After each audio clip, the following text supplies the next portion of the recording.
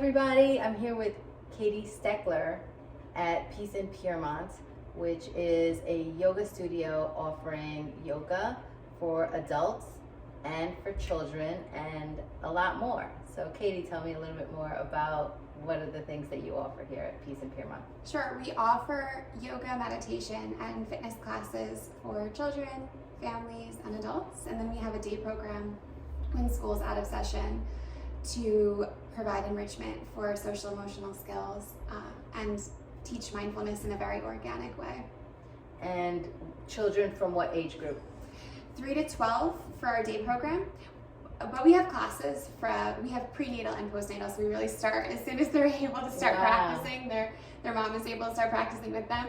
We start then, and then we have students who are in their late 80s. Wow, that's wonderful. So we have the full spectrum. Right, wonderful. From birth to whenever. Right. If you can breathe, if you can breathe, you can practice. I love that. Yeah. So you've been here for a year and a half, and obviously you started right before, the world changed. Sure. What would you say is something that you found to be a surprise or a silver lining or a blessing in disguise, so to speak, from over the past year? Like how has it maybe helped your business? Wonderful. So the community has really, you filled a need in the community, and over the past year been offering classes in person, online also? Yeah, we've been offering, from the beginning we hopped right on Zoom, and so we made classes, most of our classes were free for a long time in the beginning of the pandemic, right, just because so many people needed something, and so we started doing weekly classes for the local school district and anyone else who wanted to join. We've, throughout the pandemic, had the promo code available for just anyone, no questions asked, because I think self-care needs to be accessible to everyone. Right. We offered classes in the park as soon as we got clearance to last year, and that was a bright light of the pandemic for us, is being able to practice by the beautiful Hudson River and by our community garden. And since September, October, when the weather started getting cooler again, we've been a bit back and forth. We've still been doing outside when it's been possible. We've also been on Zoom. We've been in studio at reduced capacity. Right. So we've just been pivoting, that's the word, right, of the pandemic for me, pivoting as much as possible to just stay afloat. Is there anything that you have coming up for children or for adults that you wanted to let anyone know about?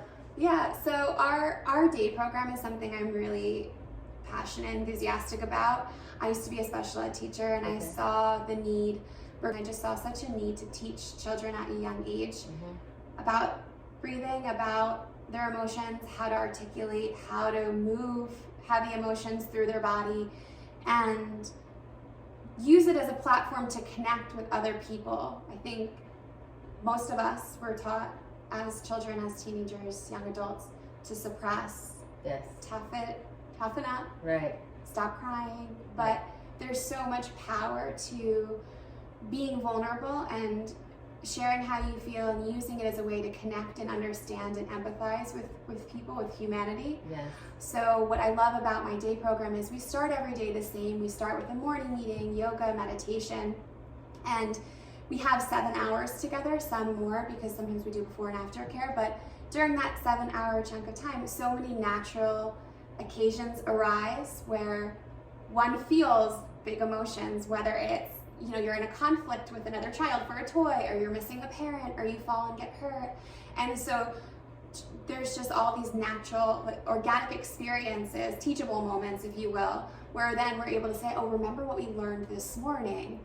Whenever you're feeling overwhelmed, what to do, or whenever you're feeling angry, or whenever you're feeling frustrated, and then it's not so abstract. In the morning, and there's a purpose and value of just yoga classes and just meditation classes, right? But then having that elongated period of time to really implement it and show that, oh, this is how it works in real life, like as they're in the thick of it, is such a powerful, profound thing, because then they're more likely to use it again.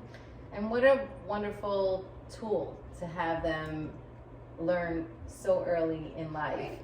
Because I came to yoga as an older adult and found it, I guess, when I needed it. Sure. And have developed a lot of personal growth through it. So I can't imagine what my life may have looked like if I had those tools earlier.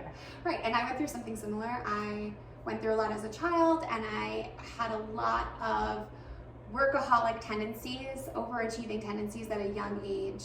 I was on the captain of this, I was the president of that, and it served a purpose. It was a coping mechanism that served me for a long time. Then it caught up to me about 5 or 6 years ago, and my life was not sustainable. I was just working 7 days a week, 80 hours a week, and I had the American dream, if you will. Right. I had the house, I had my dream wedding, I had everything I thought I wanted, and I was so poor. Like, it was the biggest dichotomy I had been in, because I was so materially rich, but so spiritually and emotionally bankrupt. And so that was when I started to sit with my thoughts and look in the mirror and my priorities. And for the longest time, I avoided yoga because I'm like, this is the biggest waste of time. I'm not sweating, I'm not moving enough, like, what is this? And in my head, I would be like, okay, well, I'm stuck here with my friend at this class, so I'm just gonna plan the rest of my week in my head. And I would totally just escape in that way. Constantly, that was how I used my time. Like, this isn't constructive, but I've learned, and I'm still learning the value of being with your thoughts, of silencing or working toward that, your mind, right? And yeah, so it took me so long to get here.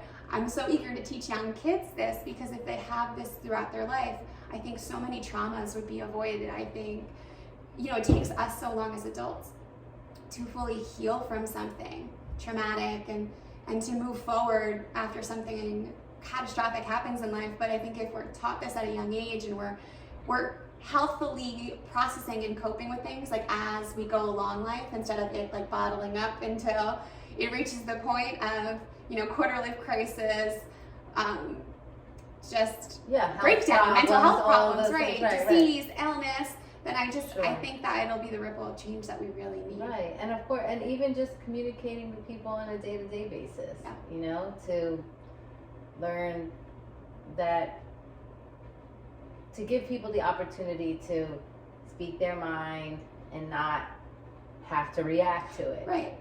Because so much of it is that. So we live so much of our lives based on programming from our childhood, from our parents, from our teachers, not from this moment. And so much of it is from the past, or what we think the future will or should look like. But if we're in this moment and we live with an empathetic, compassionate lens, I think so many of our problems wouldn't exist, could be avoided. I think we'll live a lot longer and be a lot happier and more content. Well, that seems like a great way for us to end this right now. Yeah. And I'm so glad to know you. I'm so glad to call you a neighbor. And I wish you continued success, and this won't be the last time that I hop in. Maybe as the weather gets better, I'll catch a little glimpse and shoot a couple of pictures of you in action with the children.